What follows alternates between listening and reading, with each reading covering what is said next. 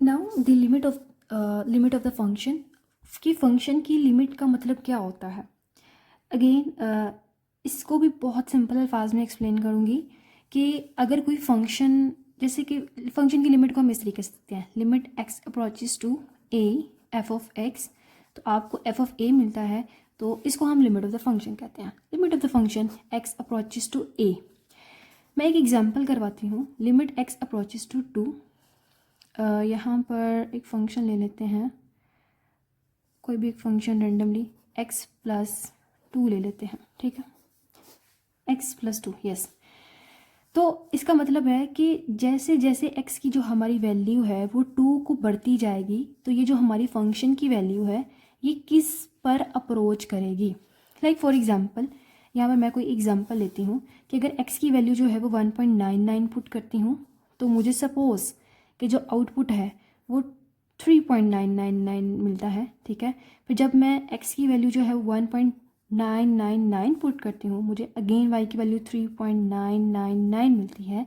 तो इसका क्या मतलब है कि जैसे जैसे x की वैल्यू 2 को अप्रोच कर रही है, हमारी जो आउटपुट है यानी फंक्शन की जो वैल्यू है वो किसको अप्रोच कर रही है, 4 को अप्रोच कर रही है। तो ये basically limit of the function का कॉन्सेप्ट है। अगर इसके क्वेश्चन की बात करें तो बहुत सिंपल है कि कोई भी फंक्शन जो है अगर आपको दिया हो, जैसे यही मैं दोबारा ले रही हूँ x प्लस टू का, तो आपको फंक्शन दिया हुआ है और कहा हुआ है कि इसकी लिमिट क्या होगी।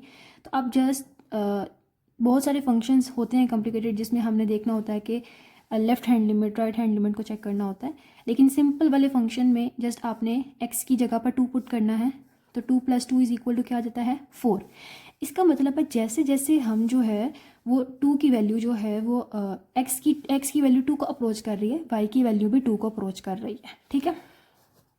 अब एक और एग्जांपल लेते हैं।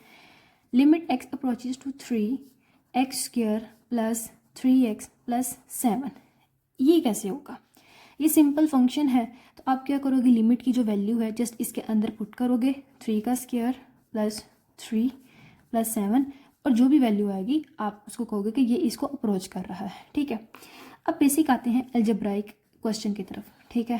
अब अलजेब्राइक कैसे हैं, देखो, अगर आप किसी भी फंक्शन के अंदर लिमिट पुट करते हो, आपको दो तरह के अगर आंसर मिल रहे हैं। जैसे कि मैं यहाँ पर एग्जांपल लेती हूँ, x अप्रोचेस टू 0 लेती हूँ, x square plus x over x x x ले लेती हूँ, जस्ट एक एक्स, ठीक है, x square plus x over x, और लिमिट जो है वो 0 को अप्रोच करती है।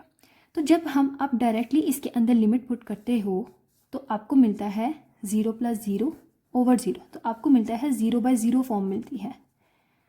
इसका मतलब है कि हम x इज इक्वल टू 0 जब हम पुट करते हैं तो हमें 0/0 फॉर्म नहीं मिलनी चाहिए, हमें फाइन डेफिनेट आंसर मिलता है। या तो आपको आंसर 0 मिलेगा या कोई वैल्यू आपको आंसर मिलेगी, आपको कभी भी कोई इस तरह का आंसर नहीं मिलेगा। इसका मतलब है कि हमारे क्वेश्चन में कहीं ना कहीं कोई ऐसी चीज़ है जिसको हमने उसको ठीक करना है। आप इस तरह के क्वेश्चन जब भी आएंगे जिसमें आपको 0/0 फॉर्म या इन्फिनिट बाय इन्फिनिट फॉर्म मिल रही होगी, तो आपने उन क्वेश्चन को सिंप्लीफाई करना है। सिंप्लीफाई मतलब किसी में अगर कॉमन आ रहा है तो कॉमन लेना है, फैक्टराइजेशन हो रही है तो फैक्टराइजेशन करनी है, क्यूबिक का फॉर्मूला क्लोज हो रहा है तो क्लोज करना है, खोलना है तो खोलना है। मतलब उस आपने अपने दिमाग से सोचना है कि इसमें केस में हम ऐसा क्या करें कि कुछ ना कुछ जो है वो फैक्टराइज होकर कैंसिल हो जाए। फिर आप बाद में लिमिट अप्लाई करोगे, फिर चेक करोगे क्या 0/0 फॉर्म मिल रही है। अगर फिर 0/0 फॉर्म मिली है तो फिर आपने इसको देखना है कि फिर आप मज़ीद क्या सिंप्लीफिकेशन कर सकते हो। अब यहाँ पर देखो, अब चूंकि मुझे 0/0 फॉर्म मिल रही थी तो मैंने मज़ीद इसको सिंप्लीफाई करना है कि ऐसा क्या करूँ। अब ऊपर वाले में देखो, ऊपर वाले में x कॉमन आ रहा है, ठीक है, तो यहाँ से आप x कॉमन ले लो तो ये आपको क्या मिल जाएगा, x+1। नीचे वाले में कोई सिंप्लीफाई नहीं हो रहा क्योंकि खाली x है, तो x का क्या सिंप्लीफाई करना, तो यहाँ पर खाली x आ जाएगा, ठीक है। अब x से कैंसिल हो गया, आपको क्या मिल गया, limit x approaches to 0 x+1, यानी कि ये फंक्शन मिल गया। अब आप इसके अंदर लिमिट पुट करो तो आपको मिलेगा 0+1 विच इज़ इक्वल टू 1, यानी कि आपको फाइनाइट आंसर मिला। इसका मतलब है कि जब ये वाला जो फंक्शन है x square plus x over x में जब x 0 को अप्रोच करेगा तो ये फंक्शन जो है वो 1 को अप्रोच करेगा, ठीक है। अब इस तरह के बहुत सारे क्वेश्चंस होंगे आपकी बुक में, तो कुछ क्वेश्चंस को मैं सॉल्व करती हूँ जो कॉम्प्लिकेटेड होंगे और बाकी क्वेश्चंस को आपने खुद सॉल्व करना है।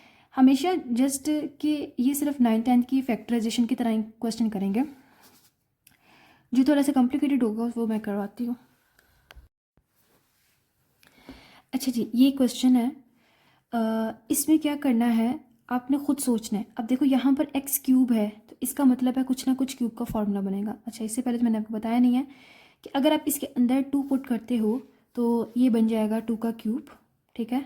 और 2 का क्यूब कितना होता है 8 माइनस 8, और नीचे जगह एक्स की जगह पर 2 पुट करोगे तो 2 का स्क्वायर, चलो मैं लिख देती हूँ, 2 का स्क्वायर प्लस 2 माइनस 6, तो 8 माइनस 8 तो हो जाएगा 0, और यहाँ से 2 2 ज़ा 4, 4 प्लस 2 6, एंड 6 माइनस 6 0, यानी कि आपको 0/0 फॉर्म मिल रही है।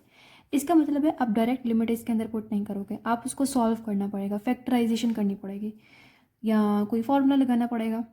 तो यहाँ से क्यूब आ रहा है तो इसका मतलब है कहीं ना कहीं ये क्यूब का फार्मूला होगा। ये एक्स का क्यूब माइनस ये किसका क्यूब बनता है 2 का क्यूब डिवाइडेड बाय, अब नीचे वाले में फैक्टराइजेशन क्या होगी, देखो ये क्वाड्रेटिक है तो इसका मतलब है ये इसकी यानी मिडिल टर्म स्प्लिट होगी। यानी एक तो फार्मूला होता है ना, क्वाड्रेटिक फार्मूले को सॉल्व करने के 3 तरीके होते हैं, फैक्टराइजेशन है, कंप्लीटिंग स्क्वायर है और क्वाड्रेटिक फार्मूला है। तो फैक्टराइजेशन बेस्ट है, हो रही है ये फैक्टराइजेशन। एक्स स्क्वायर देखो, आप ऐसी 2 टर्म्स को इन दोनों को मल्टीप्लाई कराओ तो आपको 6 मिलेगा। तो ऐसी कौन सी 2 टर्म्स होंगी जिनको प्लस करने से आपको +1 मिले और मल्टीप्लाई करवाने से -6 मिले, तो वो होगी टर्म +3x - 2x, ठीक है। 3 2 ज़ा 3 मल्टीप्लाई -2 होगा -6, और 3 और -2 को प्लस करोगे तो आपको मिलेगा +x, ठीक है। अब यहाँ से x क्यूब माइनस 2 क्यूब का फार्मूला क्या है, तो a cube minus b cube का फार्मूला, ये फार्मूला है a minus b a square plus a b plus b square, ठीक है। ये फार्मूला है और हमने इस फार्मूले को इसके अकॉर्डिंग ओपन करना है। तो x माइनस 2, ठीक है, x का स्क्वायर यानी कि a का square plus a b plus b का स्क्वायर ओवर, यहाँ से पहली 2 टर्म्स के पहली 2 और लास्ट वाले 2 टर्म्स में कॉमन लेना है तो यह आ जाएगा x + 3 - 2 x + 3। यहाँ से इसको यहाँ पे आपकी लिमिट आएगी, लिमिट सब में आएगी, जब तक हम लिमिट नहीं अप्लाई करते तब तक लिमिट नहीं ख़त्म होगी। x - 2 x² + 2x + 4, यहाँ से आ जाएगा x - 2 एंड x + 3। ये देखें x - 2 x - 2 से कैंसिल हो गया, तो आपके पास क्या बचा, limit x approaches to 2 x² + 2x + 4 x + 3। अब इसके अंदर लिमिट पुट करें तो आप देखेंगे कि आपको 0/0 फॉर्म नहीं मिलेगी।